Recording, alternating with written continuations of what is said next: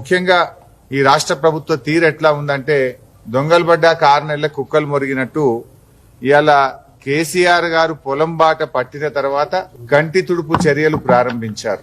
గతంలో కూడా మీరు చూశారు, కేఆర్ఎంబి ప్రాజెక్టులను కేంద్ర ప్రభుత్వానికి అప్పజెప్పి నిద్రపోతున్నటువంటి ఈ ప్రభుత్వాన్ని తట్టిలేపింది, ఉద్యమాల ద్వారా ఈ ప్రభుత్వాన్ని కళ్ళు తెరిపించింది బీఆర్ఎస్ పార్టీయే.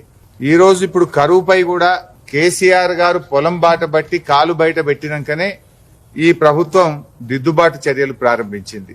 మీరు చూస్తే నిన్న కాళేశ్వరం ప్రాజెక్టులో భాగంగా గాయత్రి పంప్ హౌస్ నుంచి వరద కాలువకు నీళ్లు విడుదల చేయడం జరిగింది. అదేవిధంగా సాగర్ ఆయకట్టుకు కూడా నిన్న నీళ్లు విడుదల చేశారు. ఇది ఎప్పుడు చేసిండ్రు? కేసీఆర్ గారు నల్గొండ జిల్లా పర్యటనకు బయలుదేరితే సాగర్ ఆయకట్టుకు నీళ్లు విడుదలైనాయి. 5వ తేదీ కేసీఆర్ గారు కరీంనగర్ పర్యటనకు బయలుదేరతారంటే ఈ రోజు కాళేశ్వరంలోని గాయత్రి పంప్ హౌస్ ద్వారా వరద కాలువకు నీళ్లు విడుదలైనాయి.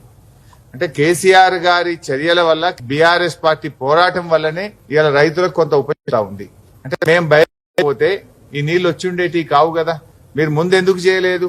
నీళ్లే లేవు అన్నారు, ఇవాళ అప్పుడు ఇవ్వము అన్నటువంటి వాళ్ళు ఇప్పుడు ఇస్తున్నారంటే బీఆర్ఎస్ పార్టీ ఒత్తిడి, బీఆర్ఎస్ పార్టీ పోరాట ఫలితం అని కూడా చెప్పుకోక తప్పదు. అదేవిధంగా ఈ రోజు రైతులకు బీఆర్ఎస్ పార్టీ తరఫున మేము న్యాయం చేయాలని ప్రభుత్వం ముందు కొన్ని డిమాండ్లు పెడతా ఉన్నాం. వడగళ్ల వాన వల్ల గాని, పంటలు ఎండిపోవడం వల్ల నష్టపోయినటువంటి రైతులకు ఎకరానికి 25,000 రూపాయల ఆర్థిక సహాయాన్ని వెంటనే అందించాలని డిమాండ్ చేస్తా ఉన్నాం.